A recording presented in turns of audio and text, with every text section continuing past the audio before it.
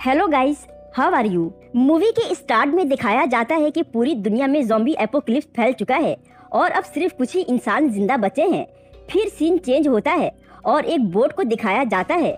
उसमें एक आदमी जिसका नाम एंडी था, वो अपनी वाइफ और एक 8 महीने की बेटी के साथ उस बोट में रह रहा होता है। उन लोगों को इस बोट पर इस तरह रहते हुए 2.5 महीने हो चुके थे, क्योंकि अब इस जमीन पर रहना खतरे से खाली नहीं था।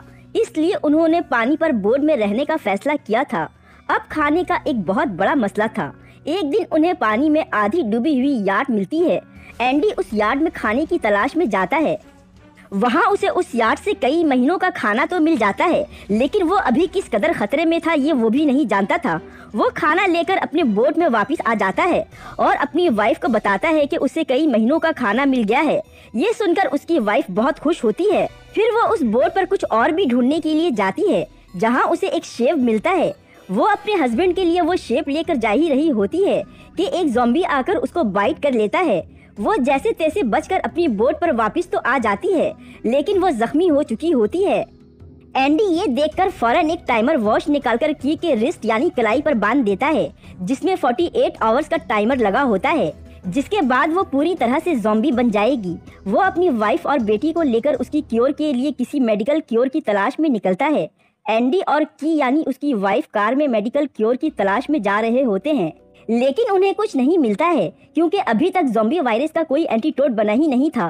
थोड़ी देर पर एंडी की वाइफ के पैरों पर जो जख्म था वो अब पूरी तरह से ज़ॉम्बी ब्लड की तरह दिख रहा था। मतलब अब म्यूटेशन हो रही थी और बहुत जल्द की यानी एंडी की वाइफ भी ज़ॉम्बी बनने वाली थी कि अचानक से रास्ते में एक ज़ॉम्बी आ जाता है, जिसकी वजह से उनका एक्सीडेंट हो जाता है और एंडी थोड़े देर के लिए बेहोश हो जाता है। थोड़ी देर के बाद जब एंडी की आंख खुलती है तो वो देखता है कि उसकी वाइफ का फेस पूरी तरह से ज़ॉम्बी ब्लड से ढका हुआ था और फिर कुछ ही देर में वो ज़ॉम्बी बनकर एंडी पर हमला कर देती है और बदकिस्मती से वो एंडी को काट भी लेती है।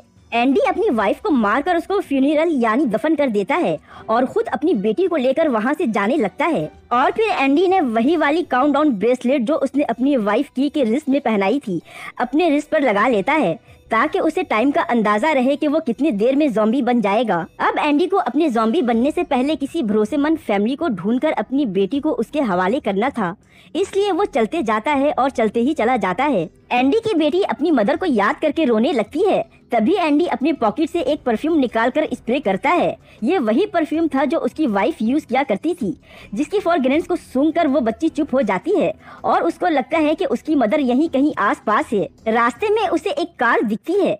उसको अंदाजा हो चुका होता है कि यहाँ पर ज़ॉम्बीज़ हैं, इसलिए इससे पहले कि वो उस पर हमला करें, वो कार में बैठने ही वाला होता है कि एक गोली चलती है, जिससे उसके पीछे एक ज़ॉम्बी मारा जाता है। वो गोली वहाँ पर मौजूद एक आदमी ने चलाई थी, जो कि एक्सीडेंटली एक सिलेंडर के नीचे दब जाता है। एंडी अपनी बेटी को कार के अंदर रखकर गाड़ी रिवर्स करके उस आदमी को बाहर निकालता है। फिर वो आदमी उसको एक घर में ले जाता है, जहाँ वो और उसकी वाइफ रहते थे। इस आदमी की वाइफ का नाम लॉरेंस था। एंडी को वो लोग सही लगते हैं, इसलिए वो अपनी बेटी को उनके हवाले करने का फैसला कर लेता है। फिर जब लॉरेंस एंडी की बेटी के कपड़े को चेंज कर रही होती है तो वो उसके पेट पर ज़ॉम्बी ब्लड देखती है। वो समझ जाती है कि एंडी इन्फेक्टेड है और वो किस लिए यहाँ आया है। दूसरी तरफ वो आदमी एंडी के साथ ज़ॉम्बी शूटिंग गेम खेल रहा होता है। वो सारे ज़ॉम्बीज एक जगह पर इकट्ठा होते हैं, जैसे कोई चीज उन्हें अपनी तरफ खींच रही हो। फिर जब वो तमाम ज़ॉम्बीज को शूट कर देते हैं तो फिर एंडी कैच के करीब जाता है, जिसके अंदर एक लड़का मौजूद होता है। एंडी सोचता है कि ये लोग सही नहीं हैं, जो सिर्फ अपने खेल के लिए दूसरों की जिंदगियों से खेलते हैं। फिर लॉरेंस एंडी को सब कुछ बता देती है कि ये आदमी उसका हस्बैंड नहीं है, उसने उसके हस्बैंड को मार दिया है। लॉरेंस कहती है, तुम्हारा यहाँ रहना सेफ नहीं है, तुम जितने जल्दी हो सके यहाँ से निकल जाओ। इसलिए रात होते ही एंडी अपनी बेटी को लेकर वहाँ से उसी लड़के के साथ भागता है, जिसको उस आदमी ने, जिसका नाम विक था, कैद में बंद किया हुआ था। लेकिन इतने में विक उठ जाता है और उन पर शूट करने के लिए अपने साथ गन लाता है। इतने में लॉरेंस सामने आकर उनको बचा तो लेती है, लेकिन उसको गोली लग जाती है और वो मर जाती है। एंडी उसकी मदद तो करना चाहता था, लेकिन फिलहाल उसके लिए भी भागना ही बेहतर था, वरना वो किलर विक उन्हें भी मार देता। रात को जब उस लड़के की आंख खुलती है, जिसका नाम थूमी था, वो देखता है कि एंडी गोश्त और खून की तलाश में इधर उधर घूम रहा था। अब वो थोड़ा थोड़ा करके ज़ॉम्बी बनते जा रहा था। सुबह होते ही एंडी और थूमी फिर से चलना शुरू कर देते हैं। एंडी ने अपनी बेटी को थूमी के हवाले करने का सोच लिया था। थूमी उसको बताता है कि उसका कबीला पास में ही है, अगर हम उन तक पहुंच जाते हैं तो फिर वो उनकी मदद करेंगे। लेकिन अब वक्त बहुत कम रह गया था एंडी के पूरी तरह से ज़ॉम्बी बनने में। वो अपने ऊपर से कंट्रोल खोता जा रहा था। चलते हुए रास्ते में सामने थोड़ा गोश्त पड़ा हुआ नजर आता है। एंडी उसमें से एक गोश्त का टुकड़ा उठाकर लकड़ी से बांधता है और फिर वो थूमी से कहता है कि वो उसके दोनों हाथों को भी बांध दे और थूमी को उसकी बेटी के साथ अपने ऊपर चढ़ने को कहता है। थूमी ऐसा ही करता है। फिर उसके बाद वो कुछ इस तरह से दिख रहे थे।